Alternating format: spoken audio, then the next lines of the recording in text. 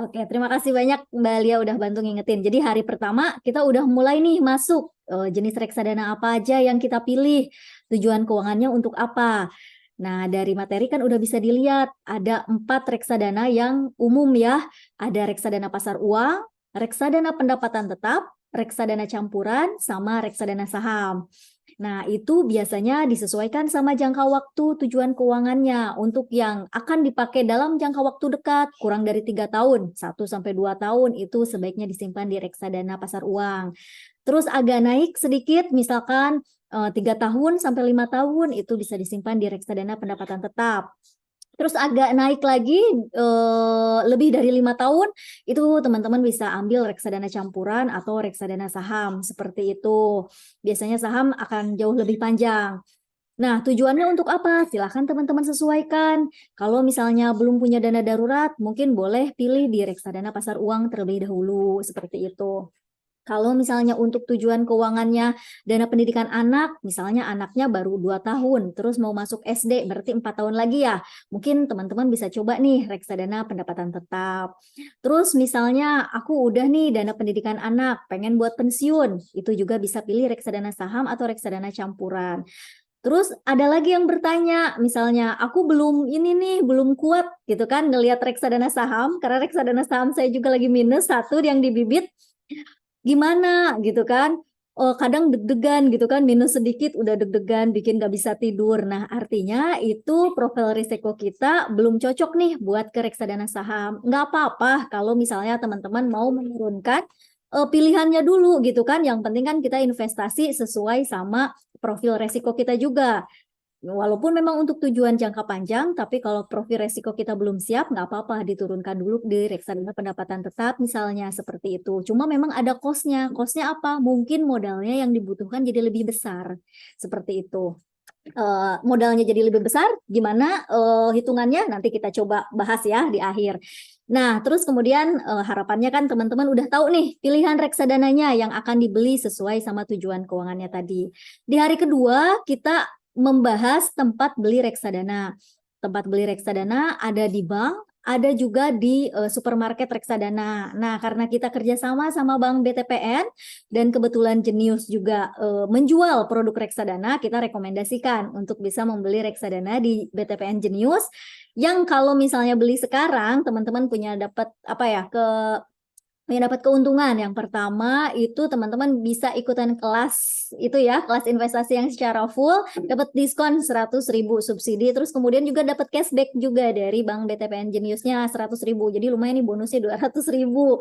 Nah, jadi teman-teman tahu nih kelebihan dan kekurangannya, minimal tahu tempat belinya mau di mana dan akunnya juga udah siap kayak gitu. Jadi kalau misalnya teman-teman beli dari marketplace reksadana itu seperti Bibit, Bareksa ataupun yang lain ya, kayaknya sekarang kayak Tokopedia, Bukalapak, terus kemudian Goto juga kalau nggak salah ada ya, OVO juga dia udah pada jualan reksadana seperti itu. Setiap agen penjual reksadana, jadi itu sebutannya agen penjual reksadana ya, dia akan menjual beberapa produk yang beda-beda. Jadi tergantung sama kerjasamanya. Jadi mungkin di tempat A produknya lebih lengkap, di tempat B bisa jadi produknya nggak dijual kayak gitu. Jadi pilih-pilih misalkan yang menjual produk yang sesuai yang kita inginkan, misalkan seperti itu.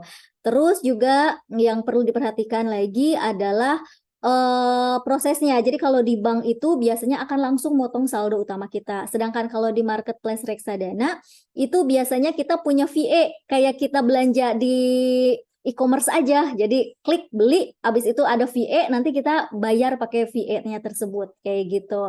Nah, ada juga beberapa midis atau apert atau maaf atau agen penjual reksadana itu nyatu sama sekuritas seperti IPOT dan juga Beyond ya kalau nggak salah, jadi jualan sama-sama jualan reksadana, sama-sama tempat beli saham juga.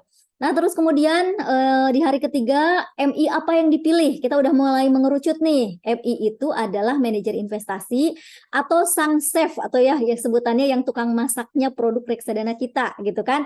Dia yang mengelola uang kita, habis itu mereka juga yang mengalokasikan uang kita mau dibelikan apa aja. Jadi kalau misalkan reksadana pendapatan tetap, mereka akan ngatur nih uang kita mau dibelikan obligasi apa aja seperti itu.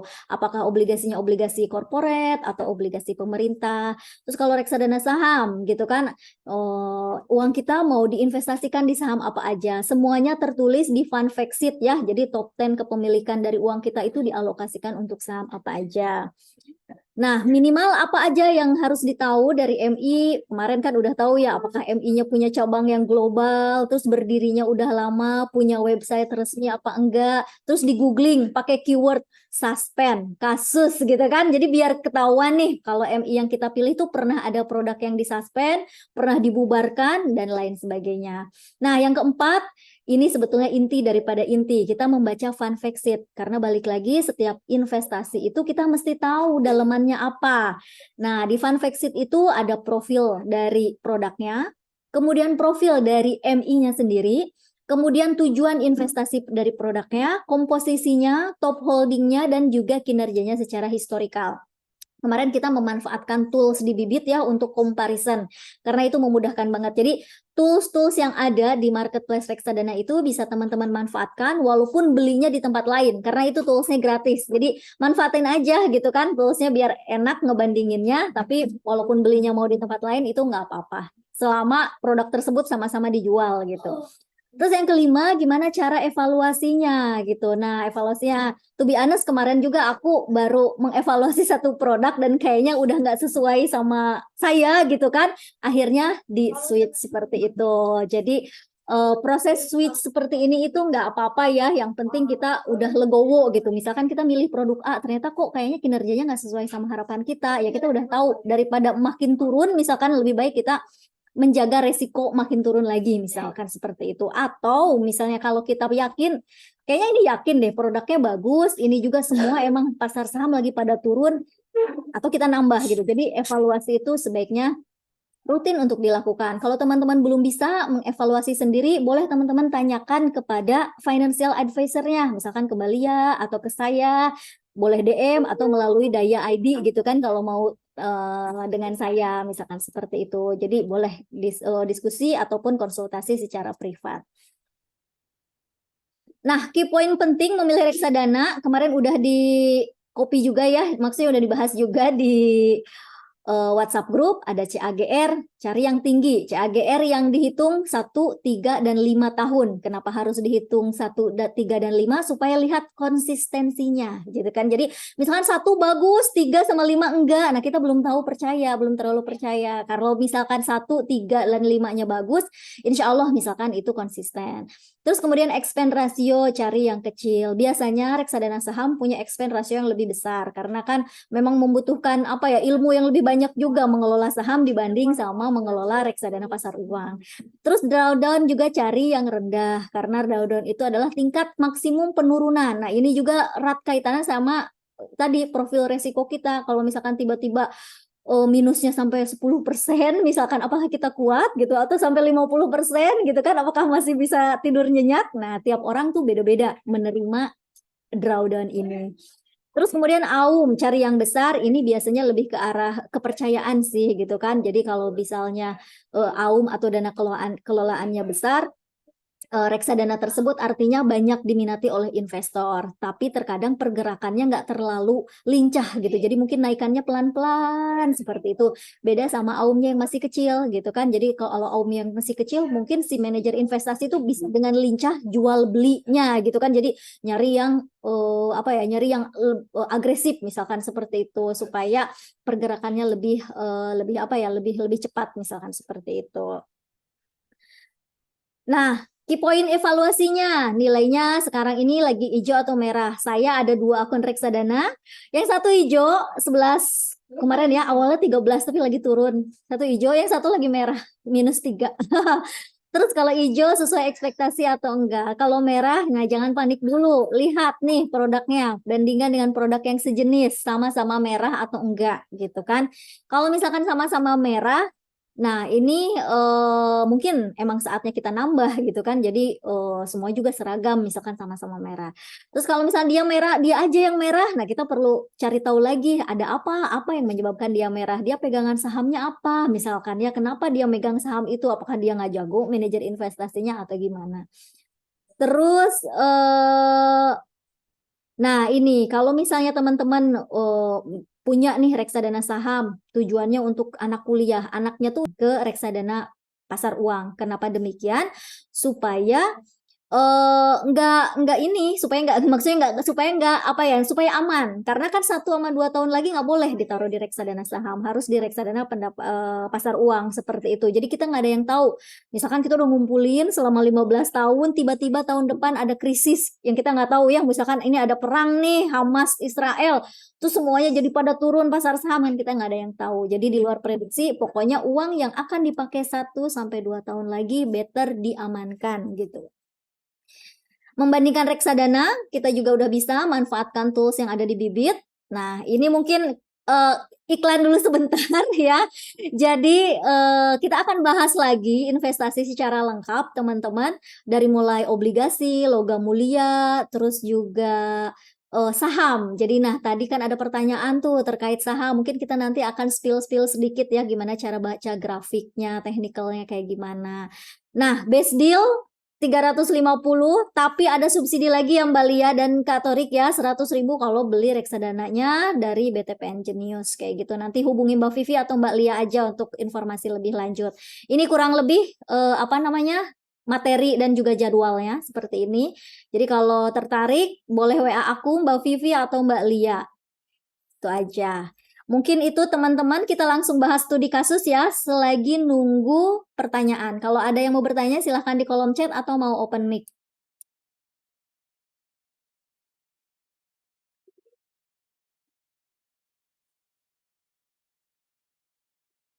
Ada yang mau bertanya? Kita coba studi kasus aja ya, soalnya takutnya malu-malu mungkin kalau langsung bahas kasus sendiri. Biasanya kalau bahas kasus orang seneng gitu kan, dibahasnya tuh digorengnya kasus orang. Kalau curhat tentang keuangan sendiri, aduh malu-malu gitu, maunya di ranah yang private. Oke, kita bahas langsung studi kasus aja, biar lebih objektif bahasnya, bahas tentang kasus orang lain gitu. Nah, silahkan baca dulu.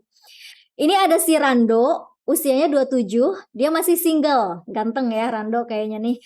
Dengan pemasukan 10 juta per bulan. Lumayan Rando nih, baru usia 27 tapi pemasukannya udah double digit. Nah, Rando punya pengeluaran rutin 3 juta. Artinya cash flow-nya udah sehat sehingga dia bisa berinvestasi ya.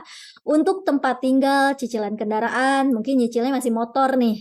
Habis itu biaya hidup sehari-hari. Dalam setahun, Rando juga bisa mendapatkan bonus dari kantornya sebesar 3 kali gajinya. Ini lumayan. Mungkin dia kerja di BUMN atau enggak di startup. Terus saat ini Rando sudah punya aset tabungan di bank digital yang digunakan untuk dana darurat sebesar 30 juta.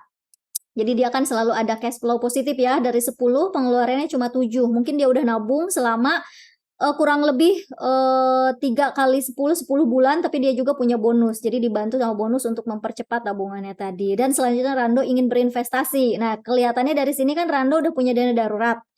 Dia udah pengen investasi untuk tujuan jangka panjang dan memilih reksadana saham ya, karena bagi si Rando, profil resiko seperti Rando dengan cash flow yang sehat, dia pun udah punya dana darurat, itu apa ya namanya, secara profil resiko itu boleh banget nyobain boleh banget nyobain instrumen investasi yang lebih apa ya, lebih high risk. Karena apa? Karena profil resikonya itu udah cocok gitu kan.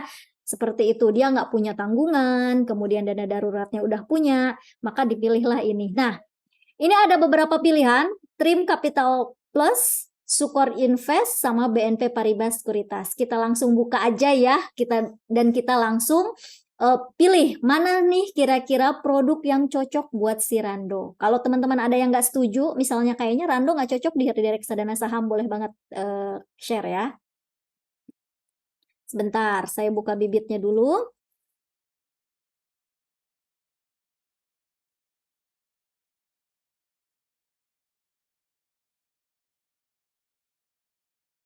Saham ya, tadi produk pertama yaitu adalah BNP Paribas Sekuritas. Nah, caranya dibuka, masuk ke menu pencarian tadi ya, dibuka, habis itu ditambah untuk bandingkan reksadana, saham lagi, terus Sukor Invest, habis itu tambah lagi Trim ya tadi ya, Trim Capital. Nah, Oke, dari sini teman-teman kira-kira mau pilih produk yang mana? BNP Paribas, Sukor, atau Trim Capital? Boleh kalau ada yang mau ngasih pendapatnya. Kita lihat ya, 1 tahun return-nya mana yang paling bagus? BNP Paribas ya. CAGR-nya, kalau CAGR sih pasti total return dan CAGR kalau 1 tahun itu pasti sama. Tapi kalau 2 tahun, 3 tahun dan 5 tahun pasti beda. Kenapa? Karena total return itu kumulatif. Jadi return secara kumulatif dari tanggal sekarang sampai dengan tanggal 2 tahun yang lalu, kayak gitu pas. 3 tahun yang lalu, mohon maaf. Terus kalau 5 tahun juga sama. Jadi dari tanggal sekarang sampai dengan tanggal 5 tahun yang lalu. Tapi kalau misalkan 1 tahun, CAGR-nya pasti sama. Nah, kalau CAGR 5 tahun artinya apa? CAGR 5 tahun itu artinya rata imbal hasil per tahunnya, seperti itu. Jadi di rata-rata imbal hasil per tahunnya secara compounding atau disebut compound annual growth rate. Annual kan, jadi kuncinya annual artinya per tahun. Jadi selama 5 tahun totalnya segini, tapi CAGR-nya selama setahun segini gitu. Nah, kalau lihat kinerja selama 5 tahun kayaknya Sukor ya. Tapi memang Sukor 1 tahun ini sedang lumayan parah ya minusnya ya Mbak ya. Nah, 3 tahun lebih beragam lagi nih. Pas 3 tahun Trim Capital. Coba-coba teman-teman mau pilih mana nih? Kayaknya agak-agak gamang di sini. Ada yang mau ikutan jawab? Kayaknya di kolom chat udah rame. Atau ada yang mau open mic? Badian, halo. Oh, Badian bisa di zoom kecil-kecilan ya. Kalau ini gimana teman-teman? Karena resolusi layar saya agak besar.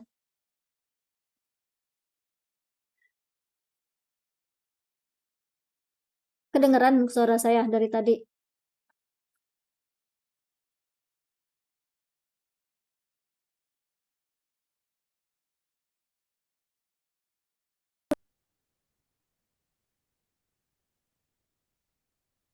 Nah, kedengeran suara saya? Atau jangan-jangan dari tadi nggak connect ya? Mbak Dian bisa dengar Suara suara Mbak Mbak Amel Dian nggak? kedengeran. Halo Oh, Mbak aku Dian. nggak kedengeran. Aku nggak dengar suara kalian. Masya Allah, mohon maaf. Tapi suaraku kedengeran dari tadi. Kedengeran. Kita Oh, ini udah kedengeran belum kita ngomong? udah Oh, kedengeran. udah, oke, oke. Baiklah, berarti tadi selama ini saya cinta bertepuk Nih, sebelah tangan. iya, jadi tadi kurang kedengeran. Apa kurang kedengeran? Kurang kelihatan.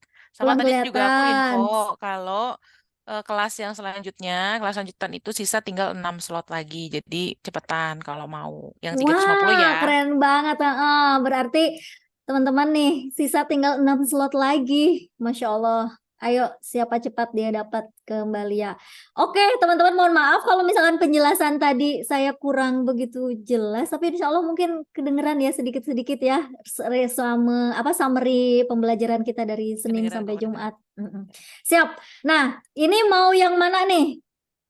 Coba 3 year saja, 3Y. Udah kelihatan kok ya. Mbak Nur Hasanah bisa lihat kan ya? Ini agak gampang sih antara Sukor tapi sekarang lagi minus.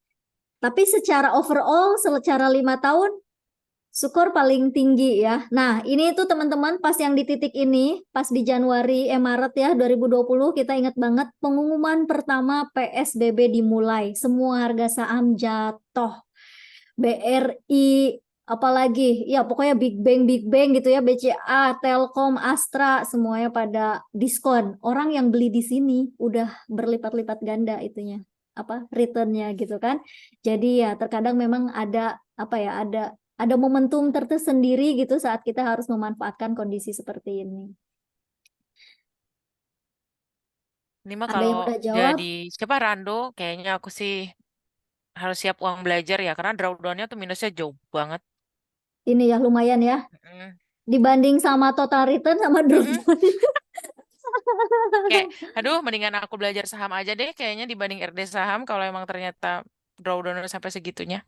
Nah, tapi kalau misalkan selama 10 tahun, Sukor yang juara ya. Mungkin Mm-mm. saat Jadi emang ini, tergantung tujuan keuangan juga. jadi tergantung tujuan keuangan. Bagi Rando, menurut saya sih it's okay untuk misalkan DCA di Sukor Equity Fund. Kenapa ya? Karena kan time horizonnya sangat panjang, profil resikonya juga dia nggak ada urgensi tersendiri, dia belum punya tanggungan yang banyak dan dia udah punya dana darurat. Jadi investasi di reksadana saham memilih Sukor itu oke, terutama misalkan mau DCA gitu kan. Kalau DCA itu artinya nabung aja setiap bulan tanpa harus terlalu memperhatikan grafiknya seperti itu, karena rata-ratanya juga nanti pas lagi turun justru dia saatnya saatnya beli banyak. Kenapa? Karena kan seiring dengan berjalannya waktu nanti lama-kelamaan juga akan naik seperti itu. Tapi kalau lihat ya ini Sukor ya, yang warna hijau ini Sukor, yang warna ungu ini Trim, yang warna biru adalah BNP Sekuritas gitu, kurang lebih seperti itu. Oke, semoga menjawab. Kalau DCA ini perlu direview tiap berapa bulan? Berapa bulan, berapa tahun nih Mbak Dian? Karena kan mungkin Kalau nabung terus. Mungkin buat beberapa orang kayak, aduh, kok udah 5 tahun masih gitu-gitu aja. Jadi, tapi kayaknya enggak deh, 5 tahun aku enggak DCA ya? positif. Positif ya. Di review berapa? Kalau reksadana minimal setahun sekali. Jadi sekaligus sama financial check up. Jadi teman-teman ya, proses financial planning tuh apa ya namanya? Misalkan sekarang kita datang nih ke financial advisor, minta di financial check upin, kita udah sampai mana atau kita kayak gimana sih, kayak ibarat medical check up gitu kan. Nah, terus kan nanti akan dikasih planning gitu kan. Oh, kamu kayaknya sebaiknya tujuan keuangan yang prioritas ini A, B, C, D misalkan urutannya. Nah, itu tuh bukan sekali untuk selamanya, tapi harus harus direview setiap tahunnya gitu. Boleh ketemu lagi, Mbak, perjalanan aku seperti ini. Ternyata tahun ini aku ada perubahan pendapatan misalkan, atau ternyata tahun ini aku nambah anak, atau ternyata tahun ini aku pindah rumah, pindah domisili kayak Mbak Lia yang tadinya di Bogor jadi di Jepang, terus kemudian juga suaminya juga berubah nih penghasilannya, misalkan seperti itu, yang tadinya kerja sekarang dari beasiswa. Nah, itu pasti akan ngubah, mau nggak mau sedikit atau banyak pasti akan ngubah pandangan dan tujuan keuangan seperti itu. Jadi tiap tahun better di-review sekaligus sama nge-review aset-asetnya, sama nge-review pegangannya, portofolio investasinya juga. Mungkin gitu kan, kayak Mbak Lia tiba-tiba, bukan tiba-tiba, ini udah planning sih, tapi misalkan ada hal yang tak terduga. Misalnya ternyata sekolah anaknya mahal, atau ternyata sewa uang asramanya lebih mahal. Nah, mau nggak mau bisa jadi misalnya yang tadinya ini tujuan keuangannya jangka panjang, tapi karena harus digeser gitu kan, tujuannya ada yang lebih urgent, jadi dipindahin dulu ke RDPU. Itu bisa banget mungkin terjadi kayak gitu. Jadi memang harus tiap tahun ya. Jadi artinya kalaupun mau beli Sukor, let's say buat 10 tahun, in long term sih setelah analisis 10 tahun kayaknya bagus nih beli Sukor. Tapi kan kita review tiap tahun ternyata kayaknya ini masih minus. Terus aku juga butuh gitu kan untuk beberapa hal yang mungkin baru terjadi di tahun itu. Misalnya let's say, oh ternyata tadi aku mau ada pindah negara, let's say kayak aku gitu kan. Ntar pindah dari reksadana saham misalnya ke reksadana obligasi deh, biar nggak terlalu fluktuatif banget gitu kan. Bisa juga kayak gitu. Jadi memang bukan beli sekali untuk selamanya ya teman-teman. Ini analisis Gitu. sekarang. Ntar besok juga bisa beda lagi. Kayak gitu. Kita lanjut Tapi dulu kali Mbak Dian ya. Kalau nggak ada, teman-teman kalau ada misalnya, pertanyaan silahkan di kolom chat ya. Atau di tapi raise kalau hand. misalnya uangnya uang dingin dan kayaknya nggak ada perubahan apa-apa, mendingan better lanjut kayak gitu. Sebelum masuk kita ada pertanyaan dari Mbak Ajeng nih mungkin Mbak Dian. Terkait likuidasi reksadana, karena jawabannya masih ngambang. Berarti masih bisa dijual, makanya serem banget.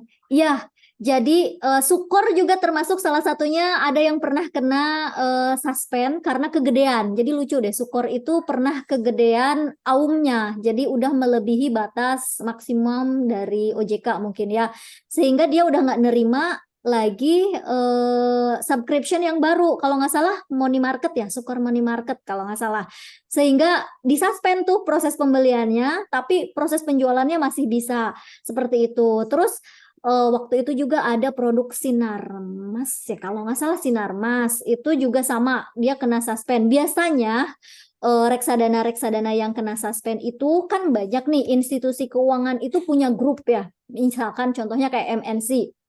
MNC itu ada MNC bank, ada MNC sekuritasnya, ada MNC aset manajemennya. Nah, MNC aset manajemen dia kan punya produk reksadana ya teman-teman. Aku balik lagi ke bibit aja ya. biar nggak pusing kebaca. Nah, MNC MNC Asset Management dia kan mengelola reksadana. Nah, berdasarkan OJK, jadi ada batasan maksimum ketika satu grup membeli saham grup tersebut gitu. Jadi kan MNC Asset Management dia punya produk reksadana misalkan ya. Dia beli grupnya sendiri, beli saham MNCN misalkan gitu. Nah, itu tuh ada batas maksimumnya. Kalau misalkan melebihi dari batas maksimum itu akan kena semprit OJK. Karena apa ya? Karena takutnya ada berbenturan kepentingan gitu loh Mbak. Jadi dia membeli grupnya sendiri gitu. Itu kan yang sering terjadi pada kasus-kasus itu seperti itu. Jadi kayak misalkan kayak kasus Jiwasraya misalnya ya, itu kan dia beli saham atas kepentingannya sendiri, padahal itu uangnya uang nasabah gitu. Nah, khawatirnya itu seperti itu. Kenapa OJK menerapkan aturan itu? Takutnya uang nasabah itu disalahgunakan untuk kepentingan grupnya sendiri. Nah, itu biasanya akan kena semprit OJK, pasti akan di warning gitu. Jadi ketika satu saham yang punya konflik kepentingan untuk sesama grupnya, itu biasanya akan kena suspend sama OJK, seperti itu. Terus apalagi ya misalkan yang kena suspend itu, tapi biasanya itu sih dia melakukan transaksi di luar batas-batas kewajaran OJK yang sudah ditetapkan OJK, pasti akan kena suspend. Dan selama kena suspend itu pasti bisa dilakukan pencairan. Nah, yang perlu khawatir mungkin ya teman-teman, kalau seumpama suatu saat itu MI-nya dibubarkan gitu ya, MI-nya dibubarkan, pernah ada kalau nggak salah kayak Minapadi itu ya pernah dibubarkan kalau nggak salah itu. Terus MI yang terkait kasus-kasus keuangan besar itu ada juga beberapa kasus yang memang dibubarkan. Nah, tapi jangan khawatir karena investor itu pasti dipentingkan nomor satu, karena itu kan yang pemilik uang gitu kan di investor, dan kasusnya itu pasti akan blow up gitu di media. Jadi teman-teman nggak akan sendirian gitu. Jadi misalkan terkena kasus itu pasti kok akan ada beritanya gitu. Jadi tenang aja seperti itu. Terkait dengan reksadana yang disuspend. Oleh karena itu coba cek nih supaya kita milih reksadana yang nggak disuspend, mungkin cek dari MI-nya tadi ya, lihat dia udah berdiri lama apa enggak, lihat produknya banyak apa enggak. Kalau produknya sepi-sepi aja, misalkan abis itu kecil, abis itu kita nggak familiar, ya jangan dulu milih yang itu, seperti itu. Oke ya, semoga bisa menjawab. Insya Allah masih bisa untuk jual sih, tapi so far selama ini aku investasi reksadana sih nggak pernah milih reksadana yang disuspend sih, to be honest gitu kan. Alhamdulillah. Atau teman-teman ada yang pernah pengalaman reksadana yang disuspend kepemilikannya? Waktu itu sih ya seingatku Sukor Money Market deh pernah disuspend, tapi suspendnya karena udah kegedean aumnya, dia udah nggak boleh jualan lagi gitu. Ya maksudnya dia udah nggak boleh jualan, nggak ada subscription, kita nggak boleh beli lagi. Tapi kalau kita mau jual boleh. Maksudnya nggak boleh jualan lagi tuh di pihak MI ya, MI-nya nggak boleh jualan lagi, kita nggak bisa subscribe, tapi kita kalau udah punya mau jual bisa. Nah, sekarang kasus yang kedua ya teman-teman. Bu Nanda dan suami punya 2 anak, masing-masing usianya 4 dan 6 tahun. Anak pertama masuk sekolah dasar, anak kedua masuk TK. Jadi beda 2 tahun ya. Anak pertama masuk TK mau 4 tahun, anak pertama masuk SD 6 tahun. Dana pendidikan anak SD sang adik, Bu Nanda telah mempersiapkannya di deposito 25 juta untuk masuk SD Islam swasta di daerah Tangerang Selatan. Saat ini Bu Nanda sedang kebingungan untuk mengumpulkan dana pendidikan SMP dan SMA. Bu Nanda ingin mencoba reksadana pendapatan tetap. Kenapa? Karena kurang lebih jangka waktunya sekitar 6 tahun ya. Kan anaknya masih SD, mau masuk SMP. Jadi 6 tahun. Jangka waktunya 6 tahun itu sebetulnya bisa di reksadana pendapatan tetap. Campuran mungkin masih oke seperti itu, terutama untuk yang SMA. Tapi kalau misalkan Bu Nanda profil resikonya agak-agak moderat, kita pilih reksadana pendapatan tetap karena sesuai dengan jangka waktunya. Nah, kita pilih di sini ada pilihannya Sukor, BNI AM pendapatan tetap sama Dana Mas Stabil. Kita coba bandingkan lagi ya teman-teman ya. Langsung aja kita pilih si bibitnya. Ini di close, ini di close, ini di close. Pilih. Tadi pilihnya obligasi, masuk ke obligasi, Sukor Stable Fund, terus masuk lagi ke obligasi, terus BNI AM ya. Ini atau BNI AM yang mana ya? Kayaknya nggak ada ya BNI AM yang ini aja ya, pilih yang top ya. Terus kemudian obligasi lagi, pilih dana mas ya. Nah, coba dari sini teman-teman ada rekomendasi kah mau pilih yang mana? Kita lihat dari total return-nya, CAGR-nya, dan drawdown-nya. Kayaknya Sukor yang menang ya, sekilas. Drawdown-nya rendah. Drawdown-nya rendah. Kita coba pilih yang lain ya, dana mas stabilnya atau BNI AM-nya ininya pilih yang lain. Nah, cara milihnya misalnya sederhananya pilihnya adalah cari return-nya yang paling besar aja.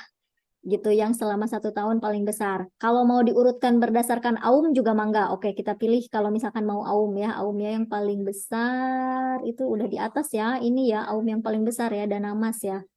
Kalau return mana yang paling tinggi? Yang paling tinggi Yang top ini ini ya? ABF ya. 7, 6, Ini tadi juga 6. ya si ini Dr. Syariah. Nah, ini aja ya. Tam Strategic Plus. Oke, kita coba bandingkan 5 tahun. Sukor belum ada 5 tahunnya karena dia baru berdiri. Jadi yang ada cuma Strategic Fund dan dana mas. Kalau dari sini juga mungkin dana mas ya kalau 5 tahunnya. Nah, kalau kayak gini gimana?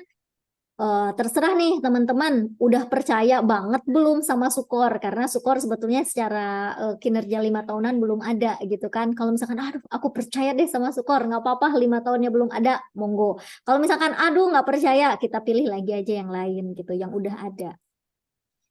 Nah, kira-kira mau pilih yang mana? Ini ya kayaknya Skorder. Kalau dari sini lumayan gampang ya, karena mirip-mirip. Tapi kecuali di drawdown-nya. Skorder lumayan ternyata drawdown-nya. Tapi dia garis lurus banget ya si Skorder ini. Lihat, dana mas ya. Ini dana mas garis lurus banget. Nah ini mesti dilihat nih, ini isinya apa. Kalau nggak salah ini mungkin obligasi pemerintah isinya kali ya. Nggak naik turun seperti ini. Yang warna biru lumayan mirip garis lurus ya. Kita lihat lagi. Kelihatannya dana masnya nih stabil, makanya disebut stabil. Dana mas stabil, garisnya lurus banget ya teman-teman ya, kelihatan ya. Kayak bohongan ya. Iya ya, apa kita jangan pilih dana mas coba. Nah itu harus dilihat lagi ya, dilihat lagi isinya apa gitu si dana mas stabil ini. Coba diurut berdasarkan return, coba Mbak Dian. Kalau di sini kayaknya nggak bisa ya. Iya ya, kalau di itu bisa ya. Mm-mm.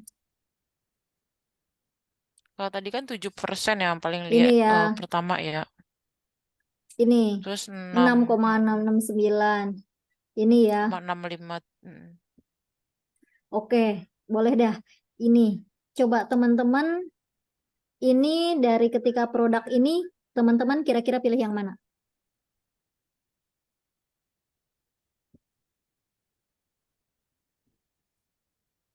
Hmm. Ayo teman-teman. BNI Kalau AM dana pendapatan tetap syariah Ardani. Oh, ya ini baca ya, bilang BNI AM. BNI AM. Syariah pula ya. Cus beli. Besok dibuka beli kan bisa ya kalau reksadana mah kan nggak harus kayak saham harus hari Senin. Di besok beli ya tuh. bisa beli, tapi apa namanya biasanya Tapi diproses. Nah, diprosesnya hari Senin, bisa Senin. nih Tapi paling enggak langsung. ini cocok nih buat tadi ya misalnya buat yang jangka panjangnya ya Bisa nggak dari jangka mulai panjang 100 jangka ribu lagi. tengah-tengah. Mm-mm. Mm-mm. Tengah-tengah aja jangka yang 5 tahunan itu kan bisa nih obligasi 3 sampai 5 tahun lah bisa obligasi. Mm-mm. Nih, Mm-mm. tentuin tujuan keuangan apa nih yang teman-teman inginkan yang akan tercapai 3 sampai 5 tahun biasanya ya dana. Kalau kayak anakku nih 3 tahun tuh berarti ntar dana SD gitu, dana SMP. Terus misalnya ada lagi mungkin pengen yang renovasi rumah atau dana umroh atau haji misalnya gitu tuh bisa di situ.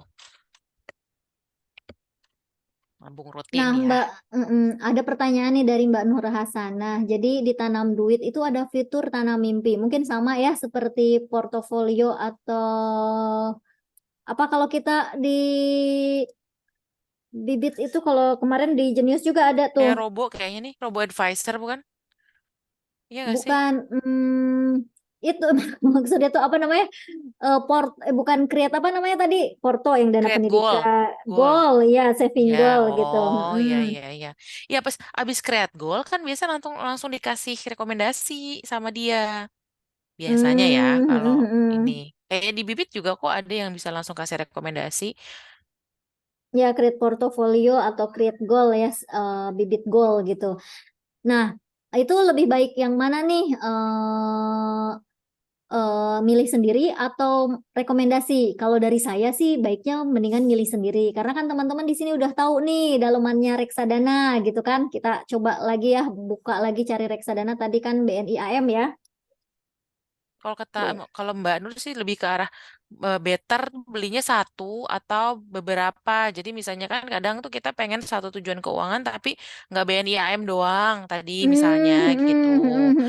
Obligasi kan banyak kan sebenarnya tadi ada BNI AM misalnya ada yang lain lah gitu. Itu better berapa? Satu aja.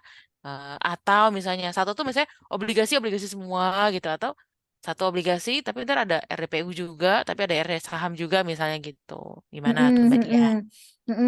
Kalau dari saya itu tergantung Mbak Nur kesiapan dalam memaintainnya gitu kan. Terkadang terlalu banyak juga nanti banyak yang dianalisa. Terus misalkan yang satu turun, yang satu enggak, misalkan gitu. Nah, itu harus gimana nih menjual yang mana? Nah, tapi ada kelebihannya juga sebetulnya banyak. Itu artinya resikonya dibagi ya, resikonya dibagi. Jadi pas yang satu naik mungkin yang satu turun, yang satu turun mungkin masih bisa ditutup sama yang naik seperti itu. Tapi balik lagi kesiapan dalam memaintain portofolionya karena kalau terlalu banyak juga berarti kita butuh effort yang lebih untuk melihat produknya gitu kan, melihat produknya. Kadang satu aja ini kita masih bingung nih beli atau enggak ya yang ini. Terus apalagi misalkan harus nambah seperti itu. Nah, karena sebetulnya reksadana sendiri kan itu tuh udah campuran ya investasinya gitu kan, udah sukuknya juga udah banyak gitu kan, sahamnya juga udah banyak.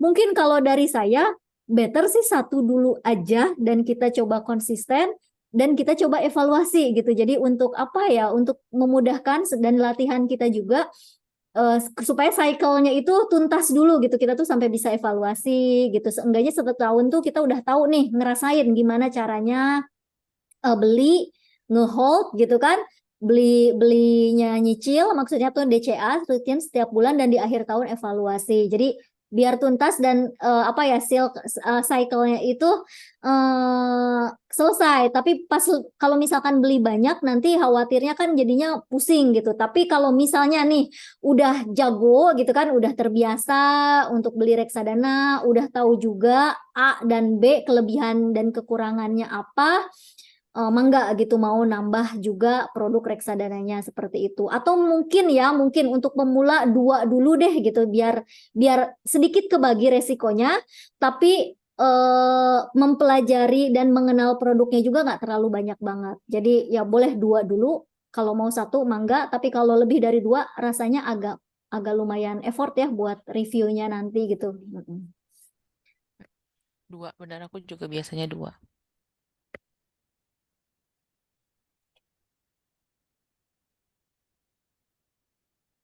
Ada lagi pertanyaan teman-teman? Di TD kalau nggak salah belum ada rekomendasi. Nah, terkait mendingan pakai rekomendasi atau enggak, kalau dari saya karena saya ini seneng kita beli itu sesuai sama willing kita gitu ya, sesuai sama analisa kita. Jadi ketika kita salah juga ya udah kita nggak nyalahin orang lain toh kita yang analisa gitu ya. Kita udah siap dengan resiko itu, jadi better analisa sendiri.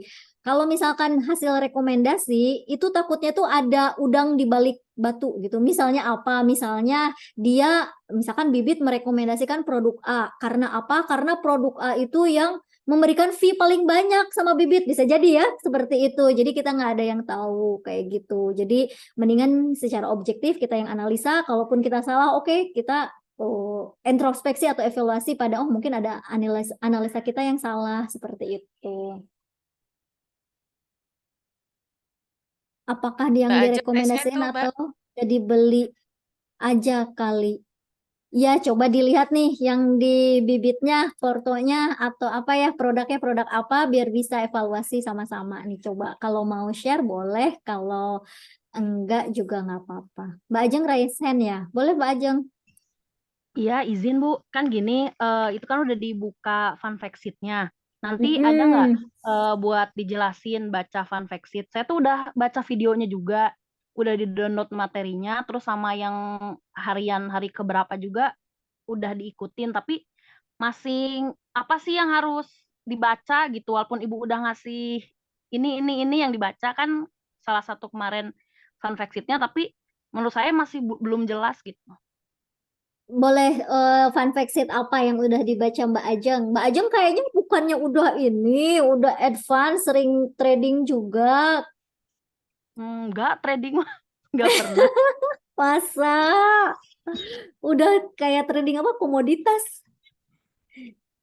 Bukan, bukan saya. Iya aja yang lain kali. Oh, Ajeng yang lain ya. Banyak aja. Kemarin Mbak Ajeng sudah buka fun fact Yang sheet mana? apa? Boleh. Biar kita sama-sama baca. Kemarin itu yang saya di grup tuh saya kirim apa ya sebentar. Kalau nggak salah majoris ya, bukan ya? Majoris Oh, pasar bukan. uang. Kita coba studi kasus yang saham deh. Itu yang udah dibuka apa? Yang tadi di sebelah Mbak Dian. Hmm, RDPT kayaknya tadi ya yang Yang ini RDPT. Nah, kalau RDPT memang kan kepemilikannya kebanyakan sukuk ya, sukuknya PSB. Nah, di sini kan sukuknya sukuk pemerintah ya, PSB. Sukuk pemerintah, terus kemudian depositonya berapa persen nih depositonya? Sedikit banget ya depositonya ya. Sukuk pemerintah, kas deposito syariah 0, yang sekian saya persen gitu kali ya. kirim itu Sukor Invest Syariah Sukuk Fund. Soalnya saya kira itu tuh sukuk pemerintah, ternyata kayaknya itu ya apa? Tuh yang Korporasi. Ini paling dua ke bawah. terakhir. Mm-mm. Oh, kita baca ya sama-sama ya Mbak Ajeng ya. Ini ya, Simora. Oke. Punya perusahaan kayaknya ya. Mm-mm. Mora Telematika Indonesia. Jadi kode tikernya Mora. Dia ini juga sih. Dia apa namanya? TBK juga ya. Artinya sahamnya diperjualbelikan di di Bursa Efek Indonesia. Nah, salah satunya kita apa namanya? Salah satunya kita membuka fun fact sheet itu kan di PR. Bentar, aku coba sambil buka PR ya sebentar.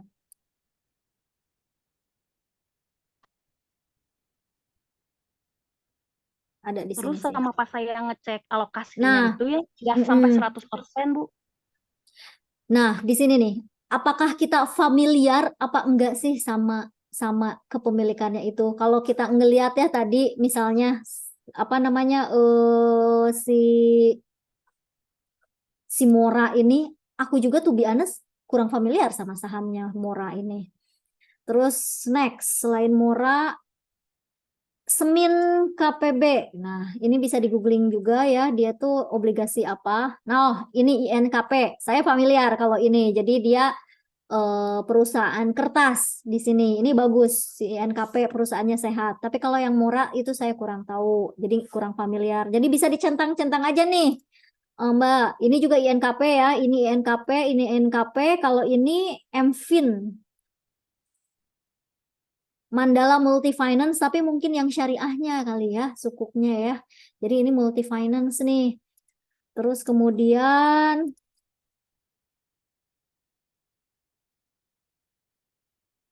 Pulp juga. Ini bukan perusahaan terbuka ya, yang Pindo Daily Pulp ini. Jadi dia menerbitkan obligasi, tapi dia sendiri, si Pindo Daily Pulp and Paper juga bukan perusahaan terbuka. Jadi sahamnya si Pindo itu nggak bisa diperjualbelikan, tapi dia menerbitkan obligasi dan dibeli oleh si Sukor itu gitu. Terus kemudian ini juga sama. Jadi teman-teman silahkan googling aja, seenggaknya kita tuh familiar apa enggak sih, terus gimana gitu. perusahaannya seperti itu. Terus lihat juga dari bondnya itu dia ratingnya berapa. Kalau nggak salah di sini ada nggak ya ratingnya? Terus jatuh temponya kapan? Ini jatuh temponya jangka pendek. Kalau jatuh temponya jangka pendek itu resikonya lebih rendah dibanding yang jangka panjang. Biasanya ada banyak bond yang jangka waktunya tuh sampai 30 tahun, itu banyak ya. Nah, kalau ini kan 3 tahun, jadi resikonya lumayan rendah. Terus buka lagi yang ini jatuh temponya 3 tahun juga ya. Ini juga lumayan rendah. Terus yang ini juga sama sih, lumayan rendah. Cuma Medco Power Indonesia ini bukan perusahaan terbuka seperti itu. Di sini sayangnya nggak bisa ngelihat ratingnya ya. Jadi satu bond itu biasanya nanti akan ada ratingnya. Ratingnya itu apakah A atau A, B, B, B gitu. Itu yang menilai siapa? Yang menilai adalah namanya Pevindo. Pevindo itu yang merating suatu surat utang seperti ini. Nah, surat utang yang bagus itu yang A. Tapi biasanya kalau yang triple A itu memberikan imbal hasil yang lebih sedikit atau kupon yang lebih kecil dibanding yang ratingnya agak besar. Jadi di mana high risk, high return gitulah. High risk gitu kan, pasti high risk itu misalkan kuponnya BBB gitu kan, resikonya lebih tinggi dibanding yang AAA, tapi dia biasanya memberikan return imbal hasil yang lebih besar seperti itu. Nah, abis ini misalkan sukuk-sukuk ini tadi dilihat satu-satu, kira-kira ada yang familiar atau enggak gitu. Seperti itu sih. Itu hanya satu bagian ya. Terus kemudian bagian yang lainnya adalah ya dilihat dibandingkan dengan produk lainnya yang sejenis dan dilihat dari kinerjanya ini. Ini karena masih baru ya Mbak ya. Masih baru ya, baru 1 tahun kurang ya. Nah, karena baru 1 tahun kurang, tapi total AUM-nya udah lumayan besar sih, 3 triliun. Nah, ini ada plus minusnya, pros cons-nya. 1, dia belum tahu nih track record 3 tahun sama 5 tahunnya gimana. Yang kedua, biasanya kalau masih baru itu cenderung cenderung lebih lincah gitu.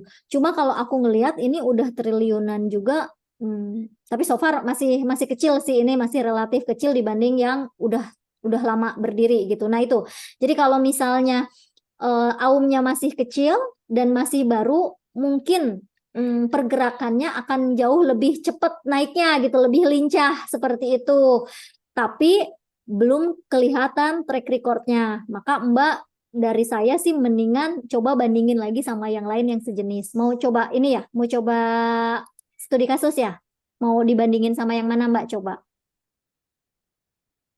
Sama-sama Sukor tapi beda produk? Apa ini yang barusan? Yang barusan. Sama-sama Sukor tapi beda produk? Atau mau Iya, nyari boleh. yang sama-sama syariah? Sama-sama syariah kali ya.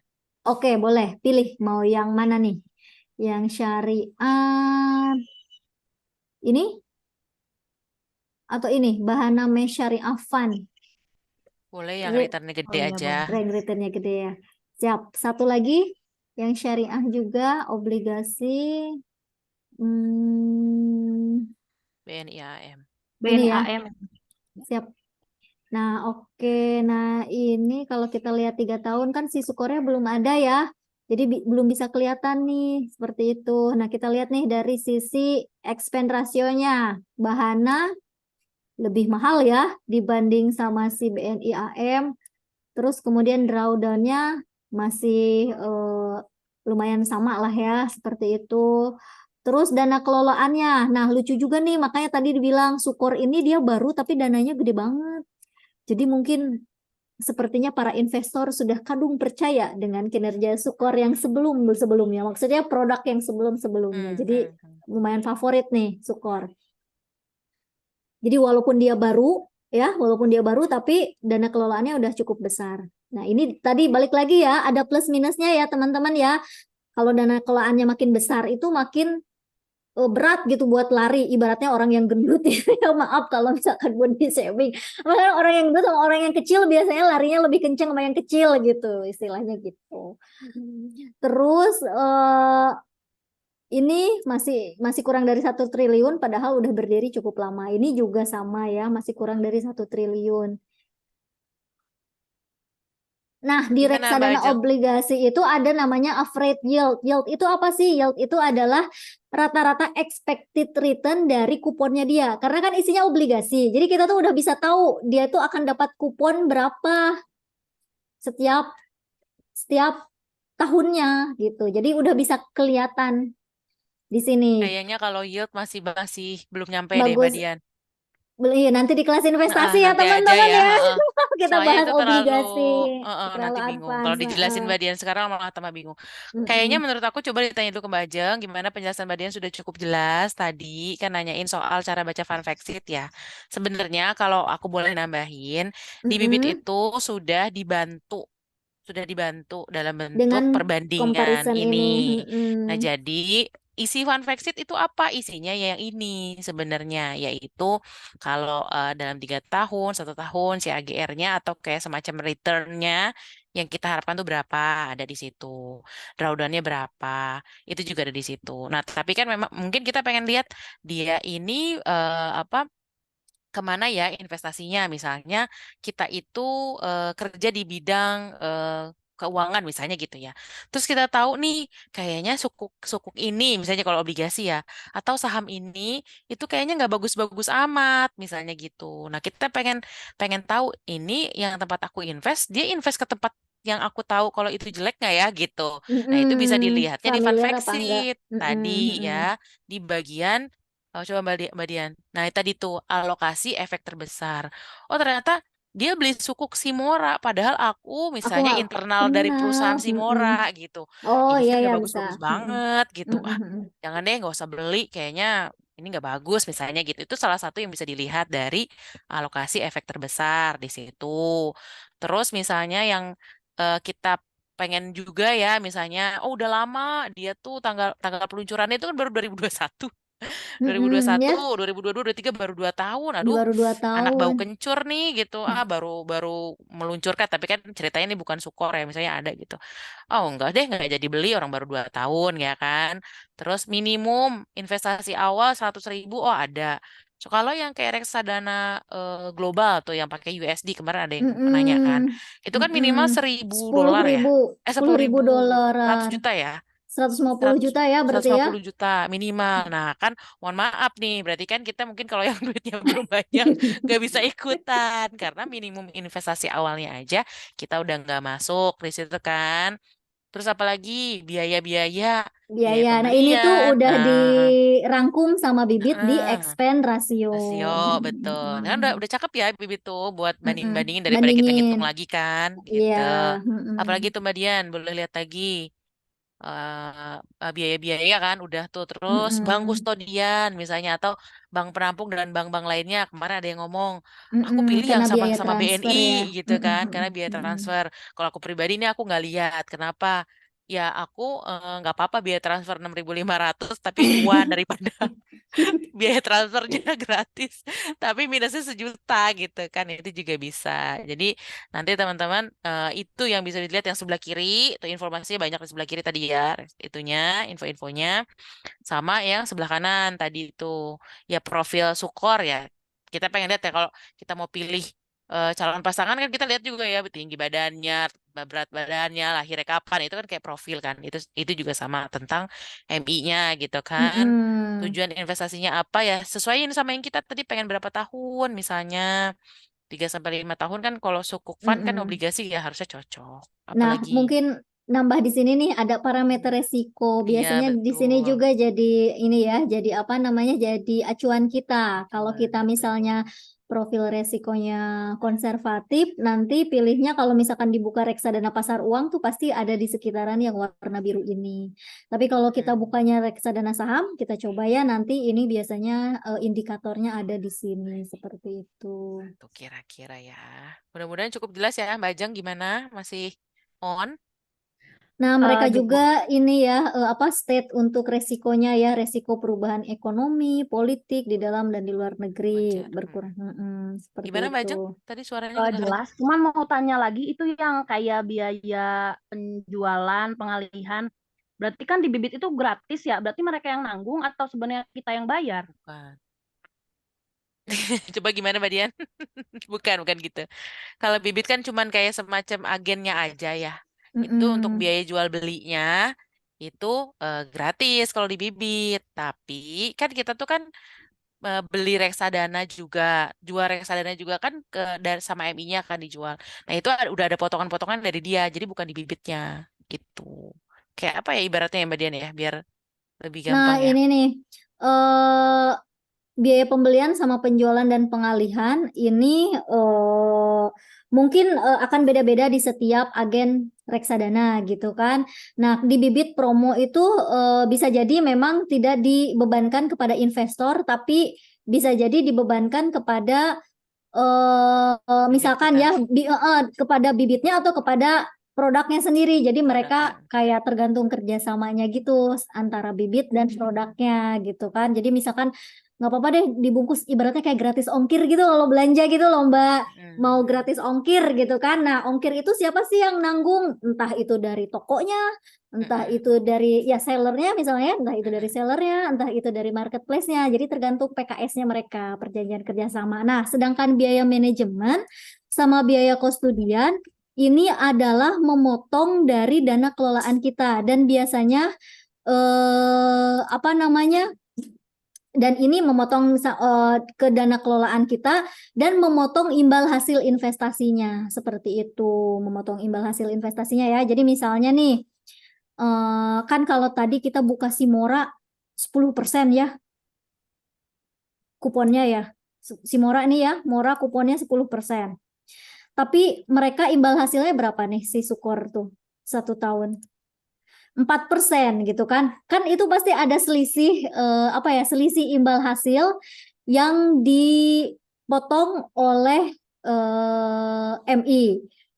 MI kan sebuah kantor dan perusahaan. Mereka kan butuh keuntungan gitu ya. Keuntungannya dari mana? Selisih tadi. Kupon yang harusnya didapat mungkin investor itu 10%. Kalau dia beli langsung obligasinya, dia akan dapat 10%. Tapi kalau karena kita belinya melalui produk keuangan, reksadana, dibagi-bagi gitu kan. Jadinya dibagi-bagi selisihnya buat si manajer investasinya. Salah satunya memotong biaya manajemen dan juga biaya kustodian. Nah, karena kan MI harus digaji juga, mereka punya kantor, mereka punya karyawan gitu kan, satu perusahaan Sukor ini.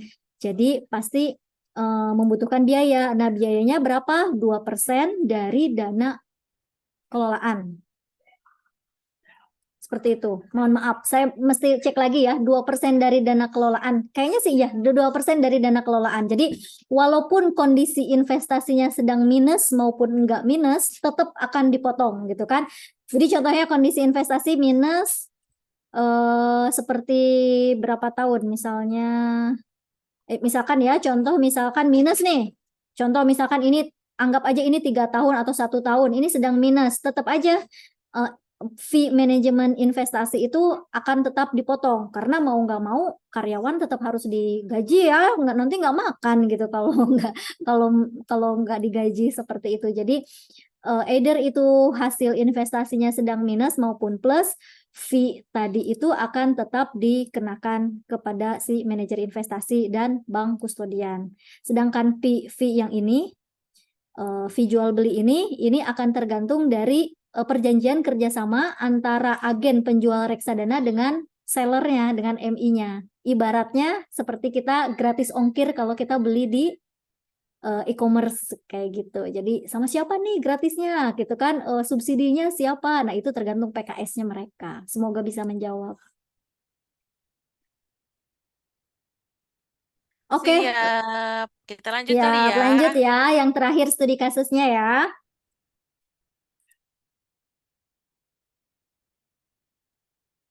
Nah, ini dia working mom. Ini kayaknya banyak banget nih dialami sama ibu-ibu. Dari working mom menjadi mompreneur. Bu Seli adalah ibu bekerja dan mempunyai 2 anak. Dari semenjak kelahiran anak pertama, Bu Seli sudah mempunyai rencana untuk bisa bekerja dari rumah sebagai mompreneur.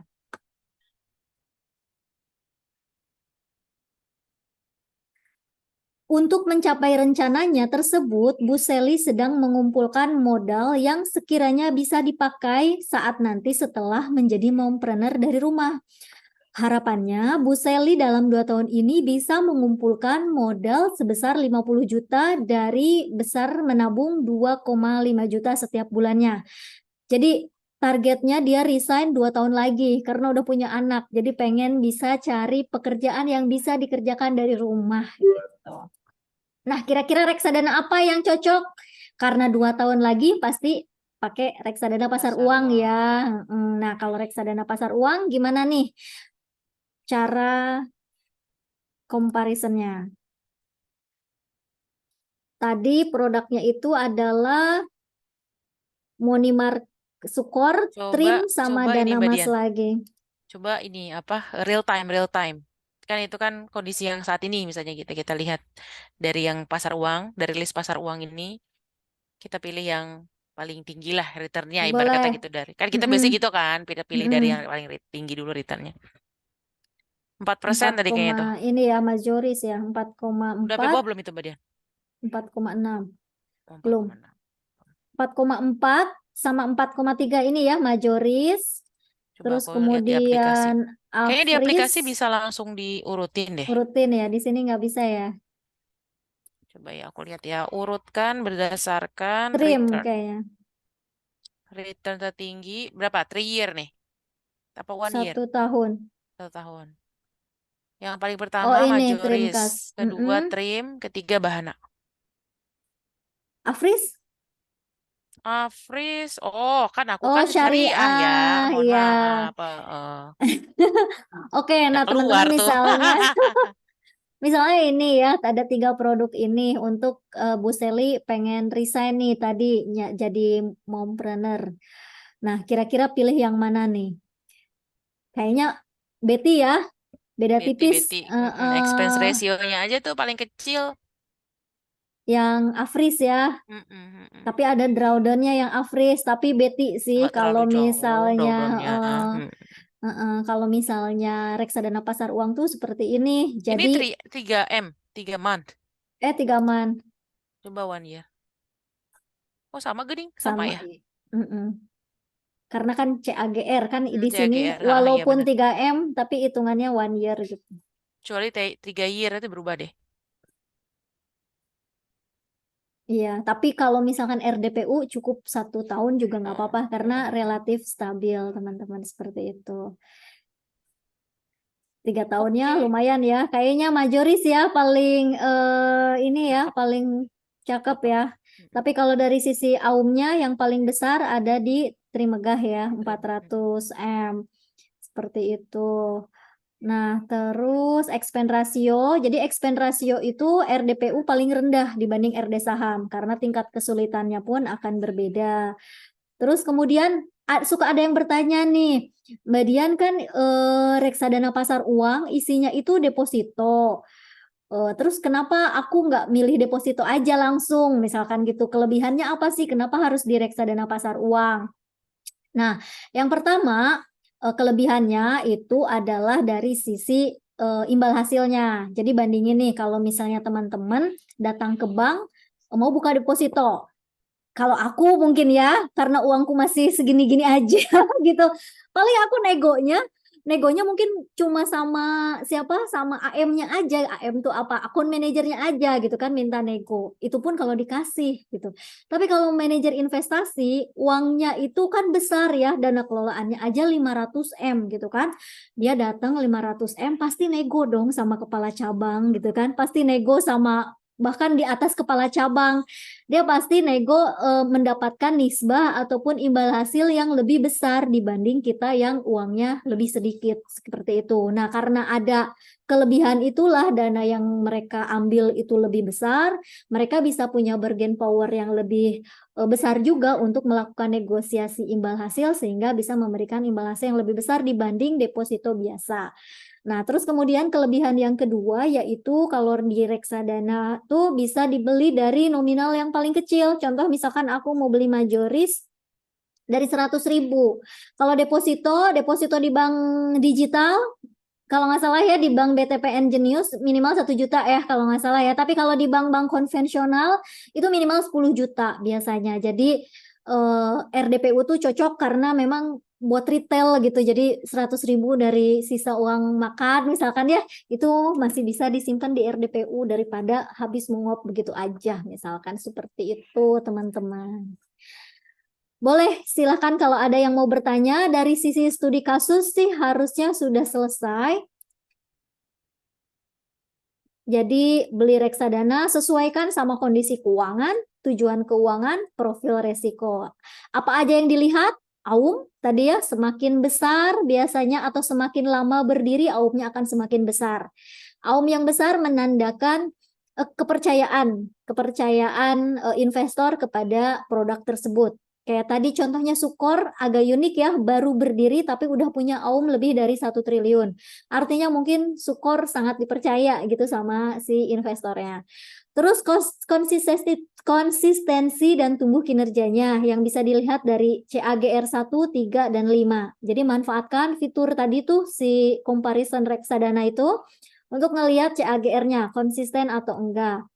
Terus fee, tadi ingat ya fee yang bagus, manajer investasi yang bagus biasanya punya fee yang lebih mahal. Terus reksadana saham juga punya fee yang lebih mahal. Seperti itu. Terus risk tolerance dari drawdown-nya. Ini melihat berapa persen penurunannya. Ini kira-kira bisa kita toleransi apa enggak, karena ini akan sangat personal nih. Ada orang yang masih bisa tidur baik-baik aja minus 10% gitu. Ada orang yang udah nggak bisa tidur minus 10% itu. Balik lagi tergantung sama pribadi masing-masing. Bahkan even suami istri aja bisa beda gitu kan.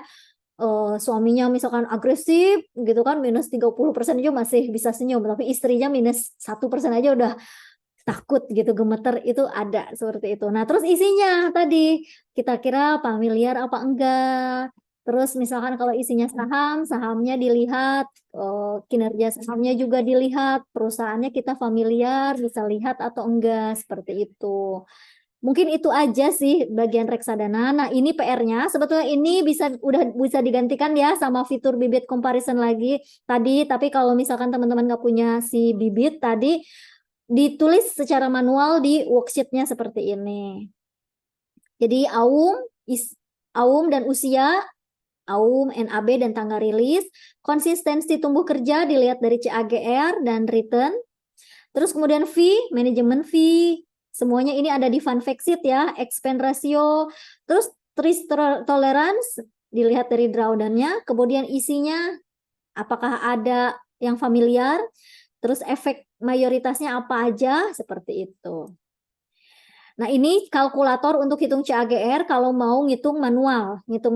Jadi contoh, misalkan untuk 1 tahun, nilai awal berarti nilai tahun lalu. Kalau untuk 3 tahun, nilai awal berarti nilai 3 tahun yang lalu di tanggal yang sama. Terus kemudian 5 tahun sama, di tanggal yang sama, misalkan tanggal sekarang 20 Oktober gitu kan, 20 Oktober 2023 sampai 20 Oktober 2020 kalau 3 tahun. Kurang lebih seperti itu. Nah, kalau di bibit gampang tinggal diubah-ubah ininya ya, nggak usah ngitung lagi karena udah dikalkulatorin sama dia, seperti itu. Terus kayaknya ini udah slide terakhir saya. Itu, teman-teman.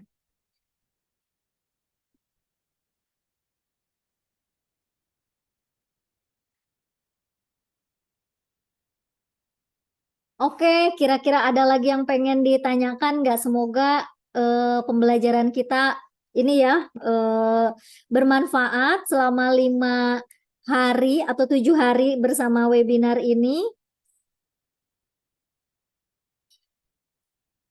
Dan hari Senin jangan lupa praktek, sekali lagi finansial must be practical, karena kalau nggak dipraktekin kita nggak kemana-mana, tujuan keuangan kita nggak akan pernah tercapai, kita jalan di tempat. Jadi yuk praktekin lagi, reksadananya mulai dibeli, mulai dilatih, konsistenkan, dimulai dari misalkan 100.000 dulu, dicobain, dirasain gimana. Mau nyoba reksadana saham langsung sekaligus, mangga. Kalau misalkan nggak kuat, turunin dulu, sesuaikan sama tujuan keuangannya. Buat teman-teman yang belum punya dana darurat, direkomendasikan reksadana pasar uang dulu, seperti itu.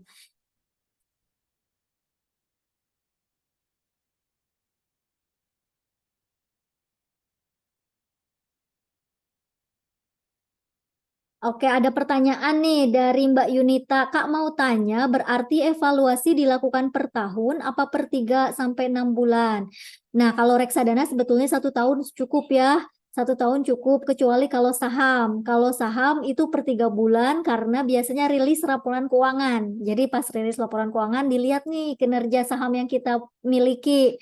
Masih tumbuh atau enggak? Kalau enggak ada apa gitu. Kita wajib analisa lebih lanjut. Tapi kalau reksadana yang penting DCA nabung terus setiap bulan dan direview per tahun. Direview sekaligus sama tujuan keuangannya. Seperti itu. Nah, kalau saya case-nya itu gini. Jadi saya udah ngumpulin nih dana untuk SMP anak saya ya. SMP-nya masuknya tahun depan tapi udah dipakai tahun ini. Dan kebetulan ada perubahan pendapatan. Alhamdulillah misalkan saya ternyata punya nih uang tabungan tanpa harus menjual reksadana tersebut gitu kan. Nah, jadi ya alhamdulillah nih berarti memang saat apa ya, berarti melakukan review keuangan itu harus dilakukan seperti itu, either itu per tahun atau per 6 bulan, karena bisa saja kondisi keuangan kita itu bergerak gitu kan, kondisi bukan hanya kondisi keuangan, kondisi kita pun bisa aja bergerak seperti itu. Nanti diubah ke jenis RD lain setelah melihat hasil evaluasi seperti itu ya. Iya, dilihat dulu portonya minus, lagi hijau atau lagi minus. Nah, terus kalau misalkan hijau kan berarti alhamdulillah ya kita bisa lanjutin. Nah, kalau pas lagi minus nih mesti dicari tahu. Jadi yang minusnya ini seragam semuanya gitu kan, ngelihat nih jenis reksadana apakah semuanya turun atau punya kita doang yang aneh gitu yang turun. Nah, kalau punya kita doang dilihat lagi apa yang menyebabkan turunnya. Biasanya kalau reksadana saham kelihatan kan top holdingnya apa. Kayak misalnya kalau kita studi kasus lagi, Sukor. Kalau nggak salah Sukor itu sekarang lagi minus ya reksadana sahamnya karena dia itu kayaknya punya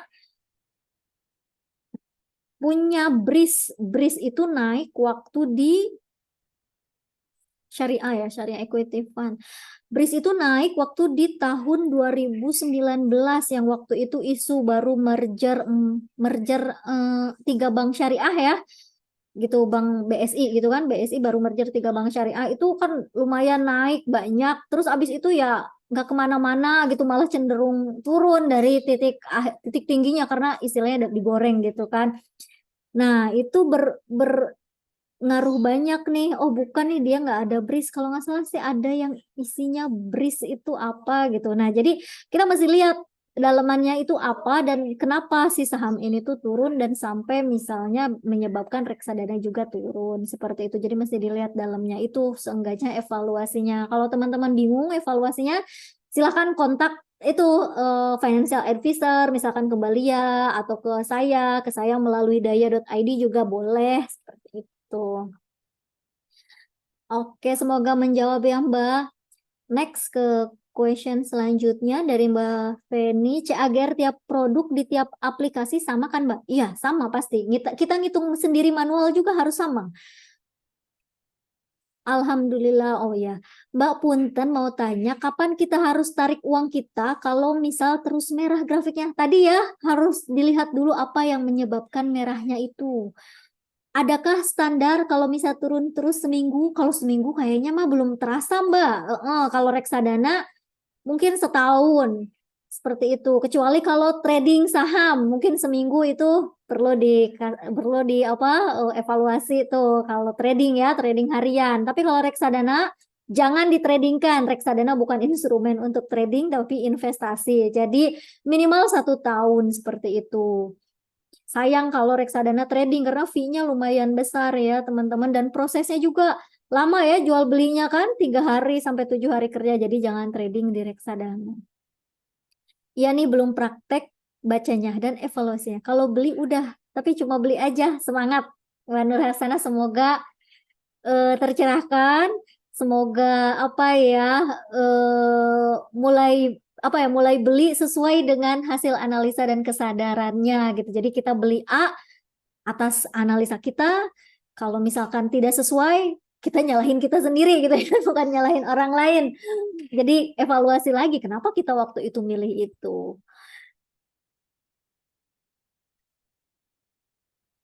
Siap. Mungkin kalau nggak ada lagi yang ingin ditanyakan, kita tutup. Dari Katorik ada lagi yang ingin disampaikan nggak, Kak? Dari sisi BTPN. Ini ya, Enggak ada, Mbak. Terima kasih.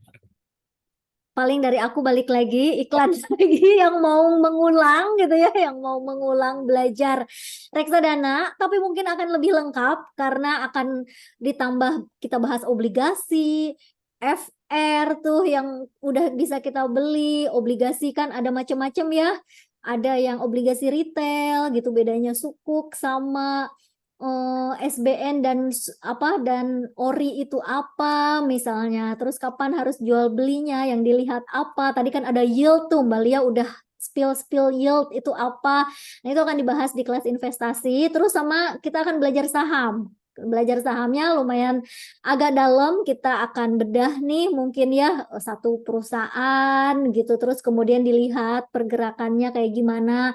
Jadi nanti diajarin juga cara membaca grafik, seenggaknya buat pemula, cara membaca grafik buat pemula itu kayak gimana sih gitu, apa yang harus dilihat, mungkin akan dibahas di bagian saham seperti itu. Kelasnya 3 minggu, dan tadi kalau misalkan teman-teman beli 100.000 pakai Jenius, ini tuh 350 dipotong lagi 100.000, lumayan banget gitu, dan sisanya tinggal 6 lagi, 6 kuota lagi.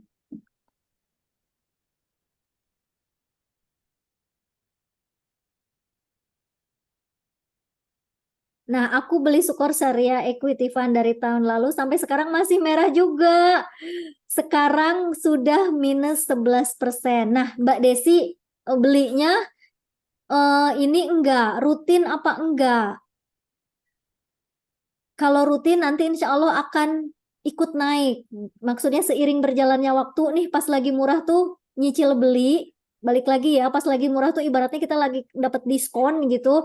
Jadi nyicil beli nanti akan ke bawah naik lagi. Saya juga ngalamin banget karena pas Maret 2020 itu hancur kan pasar saham gitu kan, hancur pasar saham, terus pada minus, tapi justru pas lagi kayak gitu dan semuanya seragam, nyicil lagi, nanti seiring berjalannya waktu balik lagi gitu. Jadi memanfaatkan momentum pada saat diskon ini. Menurut saya sih Sukor insya Allah bagus ya, karena kan selama ini kinerjanya lumayan bagus, tapi pas tahun ini aja nih pas lagi minus. Karena memang IHSG juga nggak kemana-mana, tekanan dari suku bunganya yang terus naik gitu. Jadi biasanya kalau misalkan dolar naik, kita juga akan mempertahankan suku bunga. Kenapa?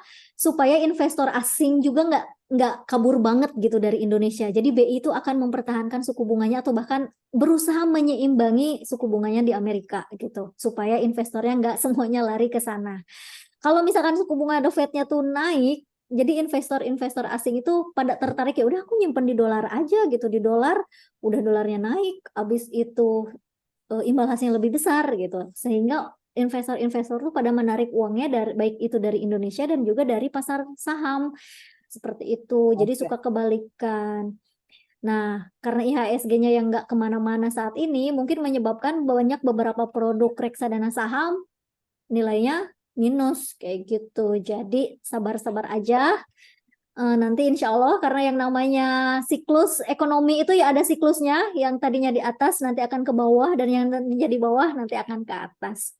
Tuh. Iya, waktu adalah teman investasi, betul banget. Oke, teman-teman, kalau nggak ada lagi yang ingin ditanyakan, mungkin izin foto dulu kali ya, karena ini perpisahan kelas kita juga. Jangan lupa hari Senin, yuk, eksekusi, balik lagi, finansial tanpa praktikal itu ya kita nggak akan kemana-mana, tujuan keuangan kita nggak akan tercapai, tapi yuk praktekkan apa yang udah kita pelajari. Semoga bermanfaat dan semoga tujuan keuangannya tercapai. Oke, sebelum kita tutup, kita foto dulu ya. Halo Mbak Yunita, Assalamualaikum. Waalaikumsalam. Ada lagi yang mau open cam mungkin supaya kita bisa foto bersama? Mbak Vivi. Halo Mbak Dini. Nggak pada malam mingguan nih. Halo Kak Torik, nggak malam mingguan Kak Torik. Malam minggunya diisi belajar ngitung-ngitung reksadana ya. Baik Mbak Arifah. Mbak Nur Hasanah masih mau open cam? Siap Mbak Izati. Nah, halo, Assalamualaikum semuanya. Oke, kita foto ya. Halo Mbak Desi, halo Mbak Diana. Iya ada babynya, lucu banget. Siap, kita foto ya. 1, 2, 3. Sekali lagi. 1, 2, 3. Oke, sip. Terima kasih banyak teman-teman atas waktunya. Terasa udah 1,5 jam kita bersama. Grupnya akan masih aktif ya, insya Allah sampai hari Selasa mungkin ya Kak Torik ya. Jadi Senin yuk praktek. Jangan lupa screenshot, share ke grup biar yang lainnya pada semangat juga untuk beli reksadana. Baik yang udah punya maupun yang mau top up seperti itu. Jangan lupa share ke grup ya teman-teman. Oke, selamat malam. Assalamualaikum warahmatullahi wabarakatuh. Sampai ketemu lagi di lain kesempatan. Waalaikumsalam warahmatullahi wabarakatuh. Makasih Mbak Dian, makasih semuanya. Sami-sami. Makasih Bu Dian, mantap. Makasih Bu Dian, makasih Mbak Lia.